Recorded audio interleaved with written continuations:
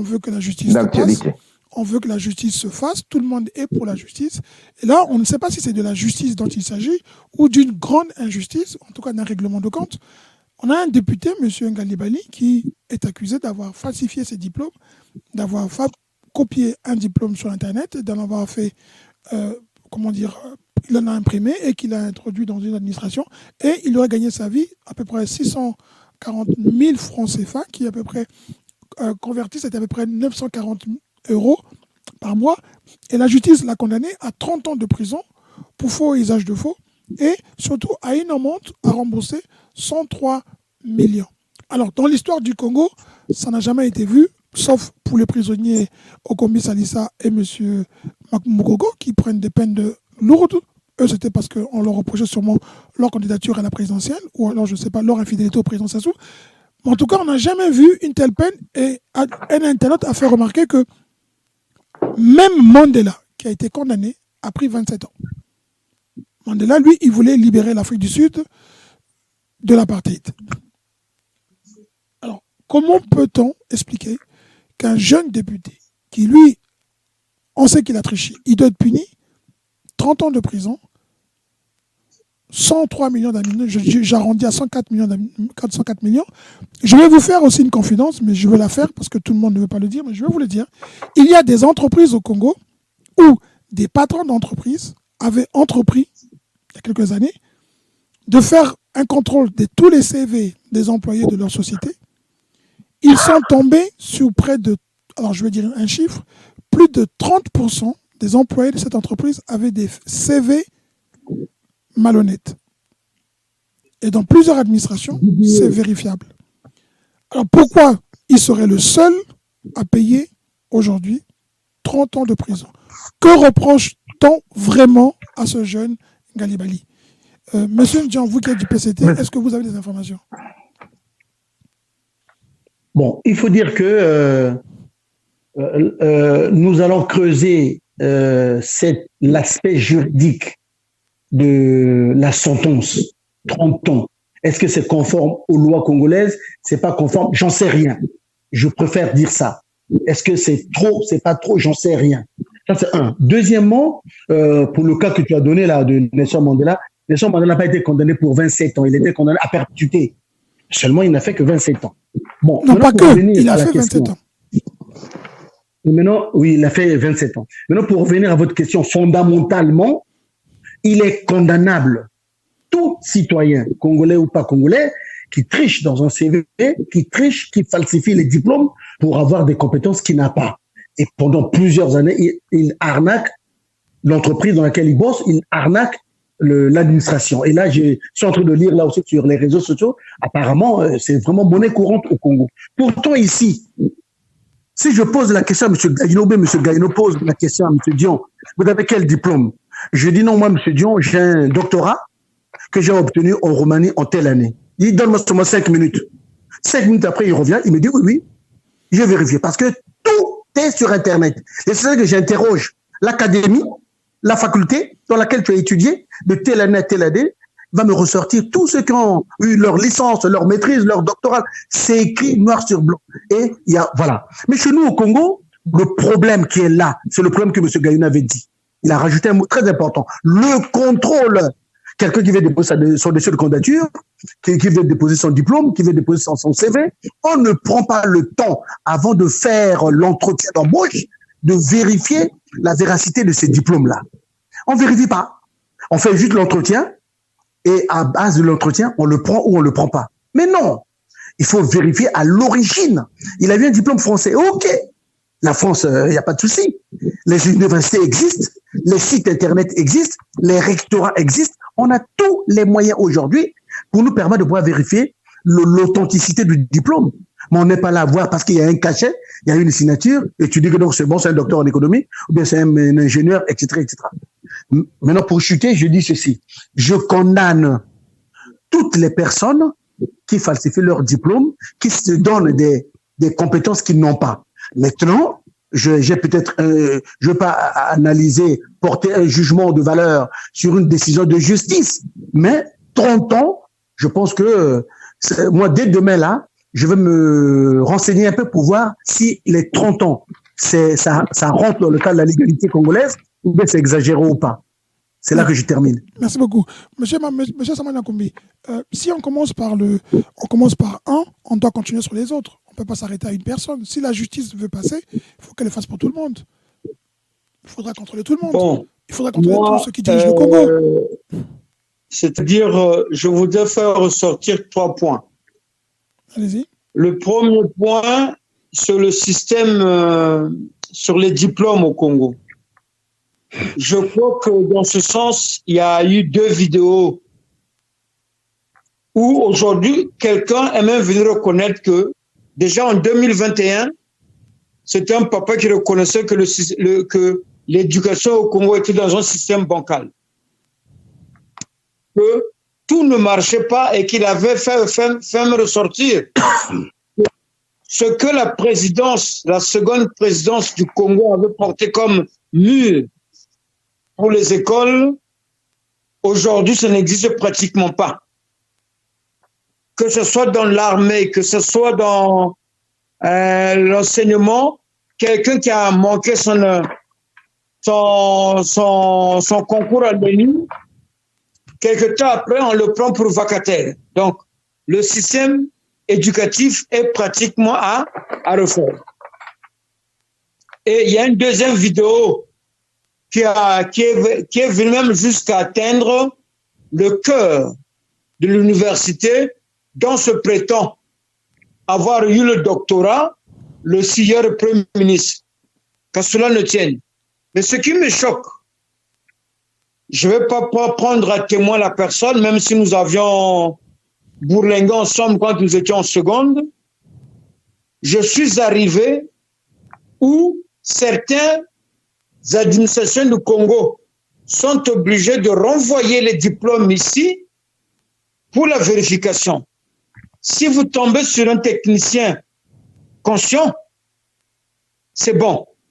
Mais c'est, comme dit quelqu'un, c'est la soupe au haricot. Et je viens de prendre à la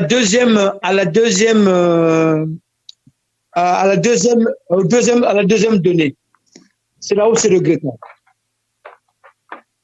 Je vous avais dit au cours d'une émission que la loi constitutionnelle du Congo n'avait jamais été respectée par les gouvernements. Il appliquait quand cela les arrangeait, quand cela ne les arrangeait pas, on la mettait à côté. Donc l'histoire prouve que la Constitution est souvent lue uniquement en défaveur du peuple et des Congolais.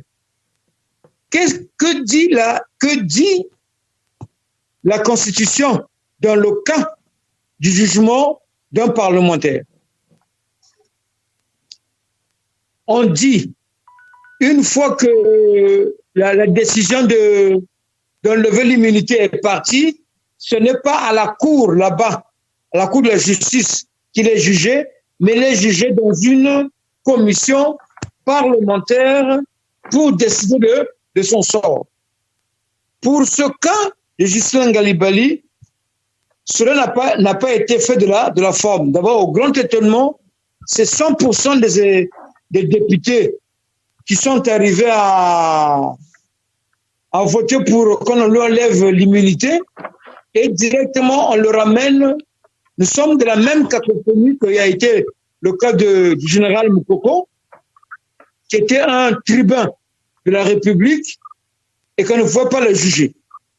C'est le cas même de, comment tu l'appelles, de Haos, André Okombi-Salissa. C'est toutefois de la même magouille. C'est là où je viens de dire que dans la lecture judiciaire, faux. Dans la lecture sociale, c'est pratiquement, il faut refaire tous les diplômes. Et le dernier moment, mais que Nchiba ait quand même le courage de reconnaître que Coulibaly a été un homme d'État. Coulibaly, il était un homme d'État de cette République et que lui, il appelait grand frère. c'est pas le fait que le parapluie utérien de ce député n'est plus de ce monde qui va chercher à en faire la peau. Vous pensez que c'est le ministre Ntiba qui serait derrière ça? J'en suis à 95% convaincu. Au niveau de la révision. Quel intérêt il aurait à faire ça? C'est une affaire,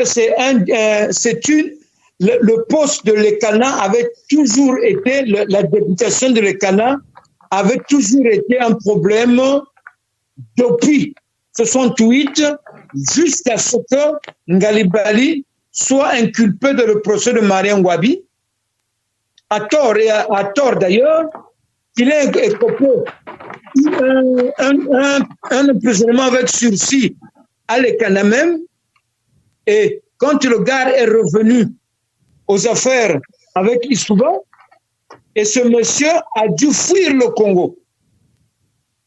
Vous vous rappellerez qu'en 2013, je crois, monsieur le ministre Étienne Ngalibali s'est retrouvé à Djambala lors de...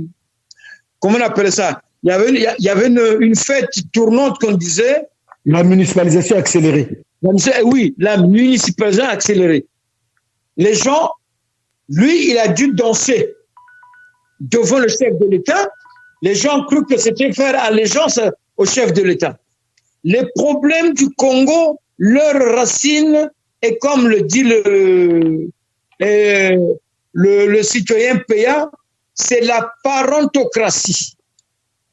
On n'y vient plus sous la compétence ou avec le système de méritocratie, mais on y vient par cooptage. Et c'est regrettable. C'est une médaille à double face, mais c'est regrettable. Mais nous disons à monsieur Ntiba que vanité de vanité, tout est vanité. Dans les détails, sous d'autres choses, on aura le temps d'en parler. Mais voici moi les trois étapes sociales, judiciaires et politiques. Merci. Merci. Monsieur Gaïno, si on écoute ce que dit monsieur Samana Koumi, qui est un peu triste, règlement de compte avec un enfant dont le père a disparu, guerre des Mateke, vous voulez dire, on veut dire, vous qui êtes représentant des amis du royaume Teke, est-ce que vous pensez que le ministre Ntiba serait à ce niveau, ou bien d'autres personnes du milieu du royaume Teke seraient en train de pouvoir punir le fils Ngalibali, parce qu'on va dire que les Teke quand même sont parmi ceux qui sont les plus... Après, notre tribu, comme on dit ceux du Poul en général, qui se plaignent d'être beaucoup persécutés, on voit que les Teke aussi sont quand même aussi beaucoup persécutés. Là, c'est le fils Ngalibali qui est recherché pour aller en prison 30 ans parce qu'il a volé, il aurait volé, triché, menti. Mais est-ce qu'il est le seul? Et est-ce qu'aujourd'hui, le Congo, le pouvoir, le Premier ministre qui se vante des émotions et du reste des Congolais, lui aussi aujourd'hui peut quand on accuse Mariam Wabi de vendre les diplômes de l'université, de vendre les diplômes, de faire acheter, est-ce qu'entre celui qui achète un diplôme et dont on sait que la compétence n'y est pas, et celui qui imprime le diplôme et qui fait croire qu'il a ce diplôme-là, les deux ne sont pas aussi fautifs et qu'il faut que le ménage soit fait à tous les niveaux? Alors, vous avez tout dit et M. Samba Diakoumé venait de dire quelque chose de très important. C'est-à-dire que ce qu'il appelle la parentocratie ou quelque chose comme ça. Et tout ce qui s'est passé à côté montre bien que nous sommes dirigés par un système où la médiocrité règne dans ce pays-là. Parce que ce que vous venez, puisque pour répondre à votre question, je vais répondre par des exemples. Avant d'arriver d'abord à M. Ntiba. Vous savez, il y avait un reportage qui avait été fait aux États-Unis, où il y avait eu une clinique privée. Et il y avait 2 médecins connus qui opéraient dans cette clinique. Lorsqu'on a vérifié, en fait, ils n'avaient pas de diplôme qu'ils avaient acquis à l'école. Ils ont travaillé sur Internet. Ils ont appris parce que c'était de très bons chirurgiens. Qu'est-ce qu'on a fait d'eux? On les a envoyés tout simplement dans une école subir une formation supplémentaire et après ils ont été réintégrés. Ça, c'est un autre exemple. À l'époque de Mariam Wabi, il y avait un professeur à Javoué qui était vraiment médiocre. Et les élèves avaient constaté que ce monsieur n'avait pas de niveau. Et donc, à l'époque, comme Mariam Wabi était très accessible, il est allé en visite là-bas et les élèves ont parlé de lui. Ils ont dit au président que ce professeur-là, on ne comprend rien, il est incapable, quand il nous donne un sujet, il n'arrive pas. Et le président a fait vérifier ses diplômes, on avait constaté qu'il n'avait pas les diplômes. Il a été tout simplement licencié, sans prison. Bon, peut-être que la loi a changé. Maintenant, s'agissant de la manipulation, moi j'apprends, je n'ai pas de preuves. Je voudrais parler sur des choses dont j'ai des preuves, comme je viens de le dire. Mais il s'agit, aujourd'hui, on constate que le président de la République a rassemblé autour de lui tous les fils des anciens présidents, ministres, etc. On voit les fils de Lissouba, machin, beaucoup de choses. Mais quand vous voyez les fils des anciens dignitaires du plateau, ils sont plus ou moins marginalisés. Ou alors, quand on les prend, soit il y a un qui meurt, comme le fils de Kanao, dit-on qu'on a empoisonné. Et là, Ngalibali, voilà ce qu'il vient de subir. Mais par rapport à ce qu'a dit M. Samba Diakhoumé, que je partage, qu'on le condamne, oui, mais dans ce cas, la responsabilité de ceux qu'il a embauché, qui n'a rien vérifié, donc l'État, où se trouve sa responsabilité? Et pourquoi la justice n'a pas entendu son avocat, qui aurait pu peut-être, qui a peut-être évoqué ce fait ou qui n'a pas évoqué, je n'en sais rien. Mais quand même, il y a la responsabilité de l'État qui embauche.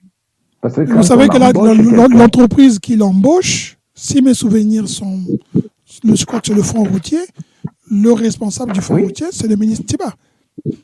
Oui, d'accord. Il embauche en tant que ministre. Donc il sait ce qu'il fait, donc, il sait qu'il embauche, il a vérifié. Mais oui, mais je mets ça sur le coup de l'État. Oui. Permets-moi, s'il te plaît. Vous savez, quand tu connais l'histoire du pays, Monsieur Ntiba, à l'époque, avant qu'il soit militaire, il était encore en journalisme à Bayardel, ou à l'école, à l'université des lettres, au centre universitaire de Brazzaville. En première année. Ouais, au niveau de Bayardel. Mais une autre information qu'il ne faut pas oublier. Monsieur Ngalibali père a travaillé sous le vice-président Jacques Opango et qui était ministre des Travaux publics. Donc, dans cette magouille-là, certes, comme je dis, il y a tellement... on n'a pas de preuves, ce que vous dites. Hein, on n'a pas de preuves. Hein. Il faut mettre ça au conditionnel. Hein. Mais là, il m'a coupé, je pensais qu'il allait relever l'idée. Moi, ce que je viens de vous dire, je l'ai reçu de la voix du ministre Ngalibali qui habitait encore dans le 70. Je voulais terminer quand même mon propos parce que là, tu m'interromps et tu vas loin là où tu vas me faire perdre le fil de mes idées.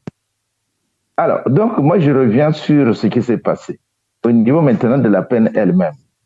Vous savez, au Congo, il y a, depuis très longtemps d'ailleurs, moi, j'avais eu, il y a un ami à moi qui enseigne à l'université, son nom. Il est venu ici avec des copies. J'ai fait la photocopie d'un devoir fait par un étudiant en 3e année. Aucun n'a reconnu que cet étudiant-là avait même le niveau de CM2. J'ai failli mettre ça sur Internet, mais les gens vont croire que je bluffe. J'ai laissé tomber. Et donc, il y a pas très longtemps, que quelques jours, quelqu'un me disait dans ma maison qu'il a passé le bac de sa sœur à la maison.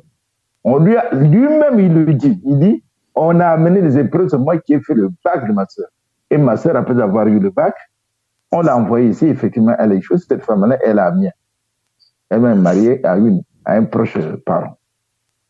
Vous voyez que c'est une affaire qu'ils ont commencé à tricher. Il y a longtemps qu'au Congo, on ne contrôle pas les diplômes.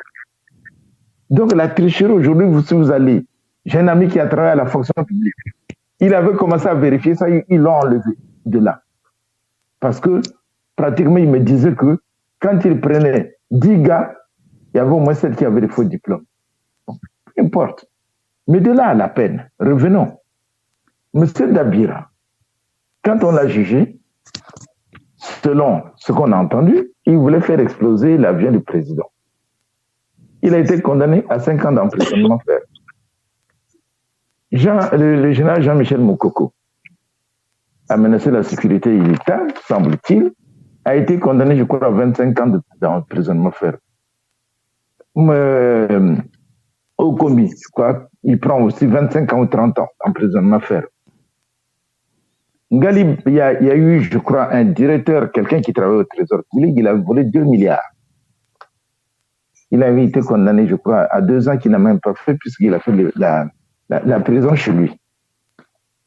Bon, donc au Congo, mieux vaut menacer le chef de l'État ou la sécurité que de tricher un diplôme. Puisque quand vous voyez la peine, 30 ans, c'est pratiquement quelqu'un qui a 50 ans, il va sortir de là à 80 ans. Plus, pas de droit d'éligibilité pendant 10 ans. Plus, il doit rembourser l'argent. Donc, mieux vaut menacer le chef de l'État que de tricher un diplôme. Vous ne voyez pas quand même qu'il y a quelque chose d'aberrant? C'est impensable, ça. On peut encore parler de justice, même si M. Ndion dit il ne peut pas commenter. Mais on ne demande pas de commenter, on demande de parler des faits. Donc, mieux vaut menacer la vie du président que de tricher que de voler un diplôme. Et alors, en volant le diplôme, on écarte la responsabilité de celui qui m'a recruté. Vous voyez donc que ce qui se passe au Congo, c'est ahurissant, on ne peut même plus se reconnaître que vraiment on appartient à une société qui a des règles. Ce n'est pas possible. Ça fait honte quand on entend des choses comme ça. C'est malheureux. Parce que comment on peut condamner quelqu'un pour un diplôme? Parce qu'il a triché le diplôme, d'accord. Il peut prendre 1 an, 6 mois, moi je comprendrais. Mais de là, 30 ans avec tout ce qui... Non, il y a quelque chose que l'on ne peut pas expliquer au Congo. Et deuxièmement, d'après ce que j'ai entendu, M. Ntiba ne peut pas être en dehors de ça. Aujourd'hui, il est en train de déstabiliser le royaume, Teke, et en même temps, il veut placer peut-être son fils comme député de l'Ekana. Il a placé parce que son fils est sur la liste comme député de l'Ekana. Voilà, tout simplement. Donc, c'est confirmé. C'est dans les listes du PCT, M. Ndion, vous pouvez le regarder. C'est dans les listes du PCT, tu peux vérifier. Bon, donc, vous voyez que déjà, on a ce problème-là dans les plateaux. D'ailleurs, ça sera l'objet de notre prochaine émission, hein, après les papas, les enfants. Voilà. Voilà, les papas, les enfants, je pense que ce serait bien de faire une émission là-dessus, parce que franchement, ce qu'on est en train de vivre au Congo, moi, ça me désole. Pour mon pays, j'ai pitié de ce pays-là. Je ne sais pas là où il va. Économiquement, il a sombré. Politiquement, il a sombré. Socialement, il sombre. On ne sait pas, M. Ndion qui a parfois le courage. On va laisser M. Samana Koumi qui avait été interrompu par M. Ndion, et puis M. Ndion va répondre après. M. Samana Koumi, je vais essayer de vous poser quelque chose que vous avez dit tout à l'heure. Question, hein. Sarkozy, Rachida Dati, Ramayad. Aujourd'hui, le nouveau président qui était le fils de Marcos revient aux Philippines. Lui aussi, il y a un scandale de diplôme. Hein. Il a menti qu'il était diplômé d'Oxford et Oxford a déclaré que c'était faux. On lui a décerné un diplôme spécial pour l'année qu'il a passée, mais il n'a pas eu de diplôme comme il le prétend. Ils ne feront pas la prison pour autant, ni 30 ans. Alors, le Congo a-t-il une justice un peu spécifique et spéciale? Est-ce que vous pensez que le Congo, encore, on peut dire que nous, comme dit M. Makosso, nous ne sommes que des réseaux sociaux, on n'a pas d'importance. Hein. Pourtant, les Congolais, tout le monde le sait que les réseaux sociaux dans le monde jouent aujourd'hui un rôle contre la presse de mainstream. Alors, pour vous, Dati, Rachida et plein d'autres scandales qui sont comme ça, pourquoi le Congo? Vous avez essayé de commencer à dire que le ministre Florent Tcheba serait derrière, mais en dehors de ça, est-ce qu'on ne peut pas aussi dire, excusez-moi, je vais peut-être faire l'avocat de ce qu'il ne faut pas, la jeunesse qui veut prendre la place, un peu comme M. Ngalibani, est-ce qu'on ne sous-estime pas un peu trop les vieux qui ont, comme on dit, la peau dure, et que peut-être parfois des maladresses de la part de ces jeunes, ils les payent cher aujourd'hui eux-mêmes? Moi, j'ai en pensée, je crois, la parole d'un monsieur qui était président du Parlement français, qui avait dit un jour qu'en France, la politique est comme une bataille de boxe. Hein? Oui. où tu tombes. Donc, le rapport de force, quand il est à ma faveur, je te fais tomber. Quand il est en ma défaveur, je tombe. Mais on reconnaît la force de l'autre. Sincèrement, je ricane à fond la caisse. Pourquoi? Quand le sieur colonel Makosso vient dire que c'est de la politique à l'émotion. Mais qu'il sache au moins d'où il est venu pour en arriver à là où il est. Je n'ai pas envie de parler de l'homme. Et à l'école où moi je suis passé à prendre en politique et qu'il soit passé après moi, il y a ce qu'on appelle savoir botter en touche pour ne pas être ridicule. Ou bien il y a plutôt un peu de modestie, vous voulez dire? Je dirais un peu de modestie, un peu d'humilité. Donc, quand il vient nous dire que c'est de la, comment on appelle ça, de l'émotion, je vous ai pris un exemple qu'il y a 5 ans ou 6 ans, c'est nous qui avons porté. Nous étions nombreux. Tant que les individus et des structures sur la place de Paris, c'est nous qui avons porté le concept du génocide du peuple du Poul. Et nous avons fait appel, nous avons donc fait la promotion de 2 ou 3 ouvrages. Celui écrit par l'abbé, il y a un abbé, enfin, celui écrit par un abbé et celui écrit par Maître Nkunku. On nous a traités de tous les noms. Et Brazzaville nous a envoyé sur la place de Paris 2 personnalités. Il y avait celui qui est venu chez nous là, à Bakambe Radio, qui a fui là, comment tu l'appelles? Azid de Marseille. Azid de Marseille. J'ai assisté à une conférence débat qu'ils avaient fait dans Paris, où nous leur avons posé des problèmes. Et après, ils ont fait dépêcher le colonel Makosso à l'époque. Quel poste s'occupait-il au niveau du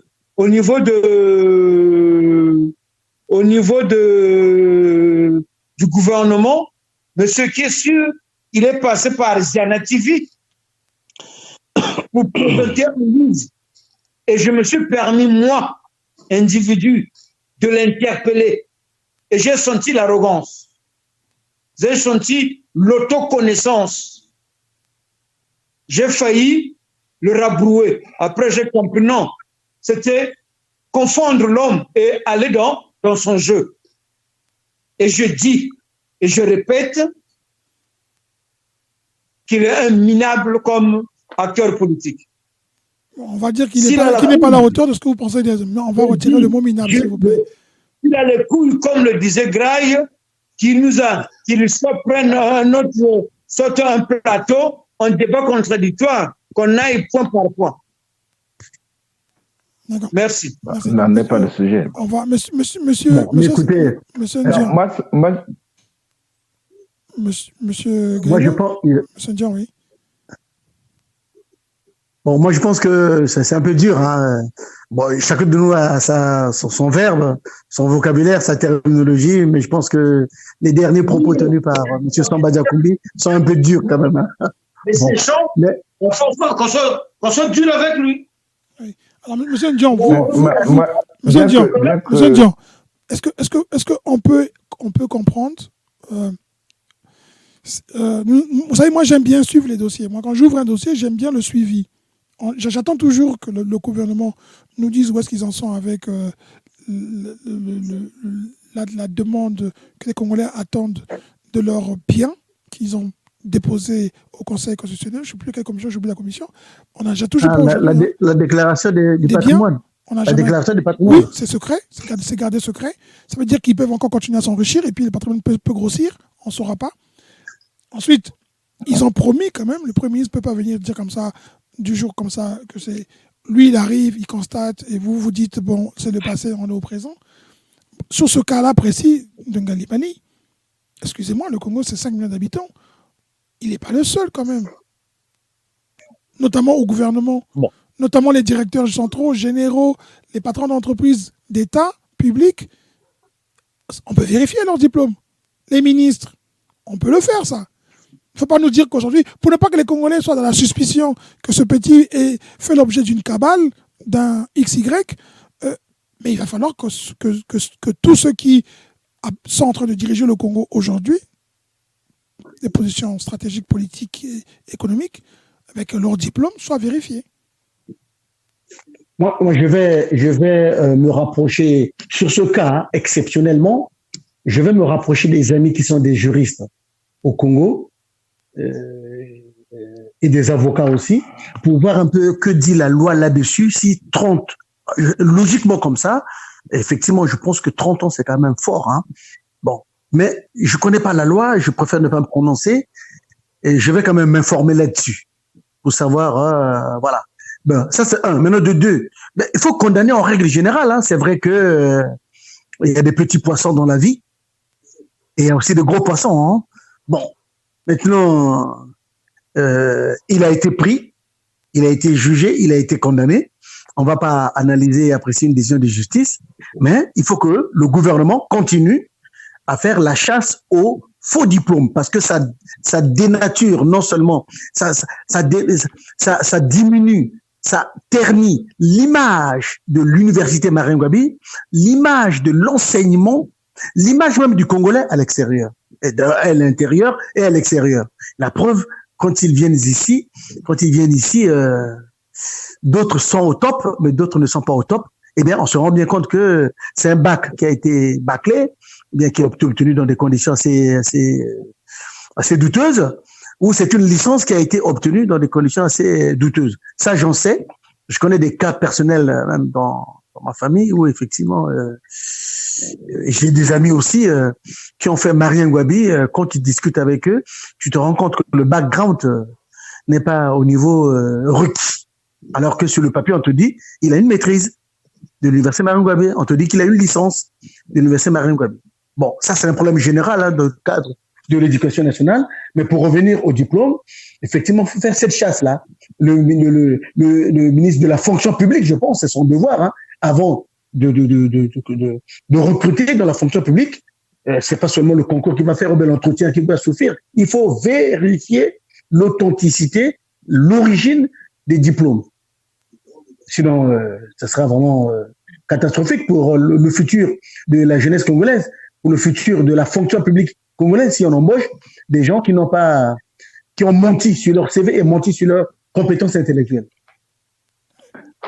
Monsieur Kaus, si vous me permettez, moi je voudrais tout simplement dire un mot que lorsque vous aviez un corps comme l'armée où les gens se donnent des grades sans mérite, moi je pense que ça aussi c'est une manière déjà de voler. Vous savez, là où j'ai toujours apprécié la sagesse de Marien Ngouabi, c'est quand il est passé présent, les autres lui ont demandé, il faut qu'il s'ajoute des grades, il a dit non. Je suis chef des armées, je suis chef de l'État. Donc, c'est pas à moi de me donner des grades sur mes épaules. J'ai les grades que Massamba devait m'a donner, je garde ces grades-là et je reste à ce niveau. Et il est resté jusqu'à sa mort, commandant. Vous voyez déjà que c'est ça aussi être homme. Mais les autres qui ont pris, qui mettent des grades, c'est eux qui ont favorisé le vol dans ce pays-là. Donc moi, je pense qu'il faut quand même que nous, Congolais, que l'on soit logique avec nous-mêmes. Comme M. Dion dit, on ne peut pas commenter la justice, enfin le verdict de la justice, les décisions de justice. Non, là, il n'y a pas eu de justice. Il faut savoir si vraiment ces juges-là, qu'est-ce qu'un juge? Quand on parle de justice, ça vient le mot juste. C'est-à-dire, juste, on lit les textes. Ce qui est écrit est juste et on applique ce qui est écrit parce que c'est juste. Mais lorsque l'ordre vient d'en haut, on n'est plus juge. Et ce n'est plus pas si ça vient d'en haut. Hein. Mais si, parce qu'il n'y a aucun texte. Moi, j'ai appelé des gens, ils n'ont pas menti. Il n'y a pas un texte qui dit que quand on a volé, il n'y a pas une loi qui dit que quand on a triché un diplôme, si vous êtes pris, vous êtes condamné à 30 ans. Demandez à n'importe qui. Moi, il n'y a pas une loi qui le dit, il n'y a pas une loi. Donc, c'est pas légal. Il n'y a pas une loi. D'accord. C'est pas légal. Donc, à partir de ce moment-là, ce n'est pas plus juridique. Parce qu'un juge, Voilà, un juge, c'est celui qui lit le texte, qui applique le texte, et non celui qui reçoit l'ordre ou qui condamne, parce qu'il y a un ministre qui lui dit condamne, ou le chef de l'État qui dit il faut tant d'années. Non. On va continuer, Gaïno, on va continuer quand même les investigations. Monsieur Gaïno, Justement, j'arrête là. Monsieur Gaïno, Oui. juste une précision, une petite précision.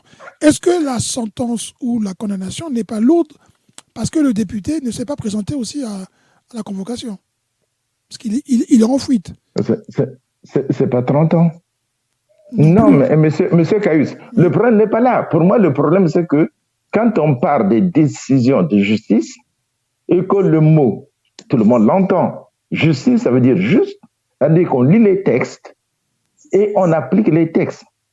Mais là, quand on ne sort pas un texte, parce que vous allez voir les condamnations au Congo, David a été condamné à 5 ans, pourtant c'était aussi tenté à la vie du chef de l'État. Moukoko a été condamné à une peine aussi différente que celle de Okombi, pour les mêmes causes. Mais les degrés de responsabilité ne sont pas les mêmes, hein, Gaïno. Ah, les degrés, monsieur Ndiaye, s'il te plaît, il y a les textes qui sont écrits, un juge est là pour appliquer les textes, et quand on applique les textes, on ne va pas au-delà des textes. Je suis d'accord. Moi, je sais qu'en France, tricher, c'est 5 ans. Tu triches à un examen, tu triches à un diplôme 2, c'est 5 ans d'inéligibilité. 5 ans. Non, c'est pas la prison. Non, c'est pas la prison. C'est pas la prison. Je dis 5 ans d'inéligibilité. C'est plus aucun examen sur l'ensemble du territoire. C'est-à-dire tu ne repasses pas cet examen comme le fait. Par exemple. Pendant 5 ans, tout à fait. On ne te met pas en prison. Oui, ça c'est vrai. Le texte existe. Bon, est-ce que M. Gaïno, faut aussi se poser la question de savoir, et en dehors de ça, il n'y a pas autre chose qu'on lui reproche? Je ne sais pas. Mais peu importe, moi je m'en fiche de ce qu'on peut lui reprocher. Moi tout simplement, que ce soit la justice qui applique ces textes et non l'individu. Moi c'est tout ce que je condamne. Peu importe, moi, que tu aies des rancœurs contre moi, mais si aujourd'hui tu agis par rapport au texte, je m'en fiche. Moi, c'est qu'il faut, quand on parle de droit, c'est-à-dire qu'on est là, on regarde tout droit. Et quand c'est la justice, on regarde ce qui est écrit, on applique ça. Un juge est fait pour lire les textes et appliquer en fonction de ça. Il ne rend pas la justice en son nom. Il rend la justice au nom du peuple congolais. C'est au nom du peuple. Donc, ça doit pas être une volonté personnelle. Et là, ça devient des problèmes de rancœur personnelle, de volonté personnelle. Vous voyez, par exemple, chez nous, le policier peut venir t'arrêter chez toi. Mais de quel droit? Le procureur de la République est fait pour défendre justement le droit de ses concitoyens. Donc, c'est lui qui doit donner l'ordre. On peut venir comme ça, on te prend comme un petit animal, on va te jeter dans la voiture et puis on t'amène parce qu'on porte les galons sur les épaules. Ou on porte une tenue. N'importe qui peut porter la tenue. Moi, aujourd'hui au Congo, on a vu les gens qui portent des tenues militaires qui ne sont pas des militaires. Mais tout ça, c'est de la triche. Il y a plusieurs manières de tricher. Mettez tous ces gens-là en prison. Il y a des gens qui étaient de la milice et qui sont devenus aujourd'hui des colonels ou des généraux. Mais qui n'ont jamais fait des formations dans l'armée. Mais ça aussi, c'est tricher. Il y a plusieurs formes de tricherie. Alors, qu'on punisse ceux qui trichent, je suis d'accord. Mais encore faut-il avoir des textes. C'est tout ce qu'on écrit dans un pays. Appliquons des textes. D'accord. Alors, pour terminer, on va essayer de conclure sur... chacun de vous donnera son avis en 2 ou 3 minutes sur le cas du joueur du PSG, Idrissa Gueye, qui se voit aujourd'hui taxé de homophobie, alors que je pense que la France est un pays de liberté et de droit, ou de laïcité, où chacun a le droit de dire oui. Qu'est-ce qu'il a fait? Qu'est-ce qu'il a dit? Qu'est-ce qu'il a fait? Il aurait refusé de participer au match où on demande à tous les joueurs du PSG de porter un maillot en soutien à l'homosexualité, aux homosexuels, aux LGBT en gros. Et lui, il a dit que de par sa religion, il ne peut pas défendre toutes les causes possibles, inclus celle des LGBT. Il n'est pas pour autant, il se qualifie pas pour autant comme un homophobe. Alors, est-ce que M. Gaïno, vous qui êtes je veux dire, un élu français, même si vous êtes binational, est-ce qu'en France, on a encore le droit de dire non? Justement, c'est là le problème, vous savez, le problème de la liberté individuelle. Il se pose en tout temps. parce que même moi, je pense que j'aurais agi comme cet homme-là. Donc, vous voyez que là aussi, c'est un problème, si vous voulez, très grave, parce que on ne respecte pas les opinions, on veut imposer. Oui. Mais non. Donc, moi, c'est tout ce que je peux dire, que la liberté individuelle doit être respectée quand elle n'enfreint pas la loi. C'est ça, c'est d'abord le principe même de la vie. Respecter la liberté individuelle quand elle n'enfreint pas la loi. J'ai droit à être chez moi, par exemple, nu, si je suis dans ma maison. Mais je n'ai pas droit, par pudeur, de sortir nu dans la rue, sinon on me considère comme un fou. Et là, la police a le droit de m'arrêter, de m'amener quelque part. Lorsque je perturbe l'ordre public. Mais là, c'est un point de vue personnel, et je crois que la personne a le droit de dire non, moi, pour telle cause, je ne peux pas. Tout à fait. Donc, moi, je peux pas. C'est tout ce que je peux dire là-dessus. Mais il y a encore des combats. Dans certains pays, il y a encore des combats pour respecter. Effectivement, M. Gayuno a raison. Tout à fait. M. Gayuno a parfaitement raison parce que nous sommes quand même en France, hein, outre le fait qu'il y a respect des libertés individuelles à côté des libertés collectives, mais la France se définit également comme un pays laïque, s'il vous plaît, M. Cayus. Donc, la dimension religieuse fait en sorte que les gens se comportent outre en conformité avec la loi, mais dans le respect de sa religion. Moi, par exemple, je vais vous donner 2 cas. Je suis, de par ma religion, je suis kimbanguiste. Je ne participe pas aux grèves. Donc, à l'école, à l'université, là où j'enseigne, quand ils sont en grève, non, moi, je ne participe pas. Mais je respecte ceux qui participent. Donc, si vous me demandez à moi de porter une tenue où c'est écrit si nous sommes en grève, ou bien je sais pas, non, moi, je ne vais pas porter ça. 1. Deuxièmement, tu me demandes d'épouser ou pas des points de vue des homosexuels ou de l'association LGBT, là, tout et tout. Mais moi, de par ma religion qui m'en même si on vous dit de faire pour les protestants, les catholiques, vous direz non. Voilà, je dirais non. Nous ne sommes pas nous ne partageons pas le point de vue le point de vue des Français selon lequel les hommes et l'homosexualité. Hommes peuvent faire des choses, les femmes. Non, mais je respecte ceux qui ont l'opinion des uns et des autres. Donc tu peux pas me traduire tout de suite parce que j'ai refusé ça. J'ai donné un point de vue que je suis un homophobe. Non, pas du tout.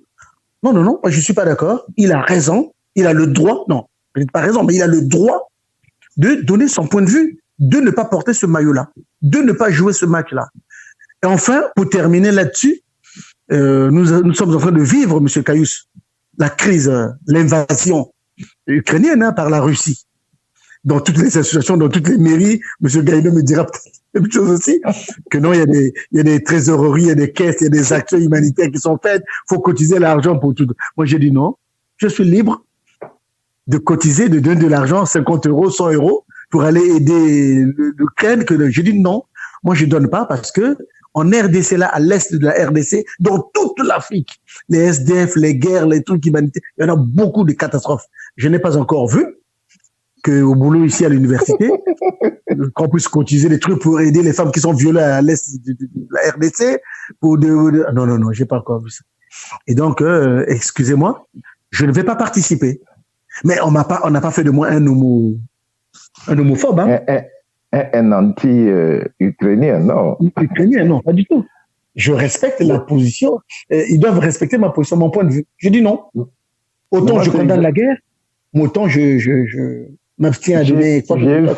J'ai pas fait peut-être la même chose comme toi, mais j'ai pas donné, mais tout simplement, j'ai participé au rangement des choses parce que c'était, on est allé collecter les aliments, tout ce dont ils ont besoin. Je dis là, c'est des gens qui sont dans le besoin.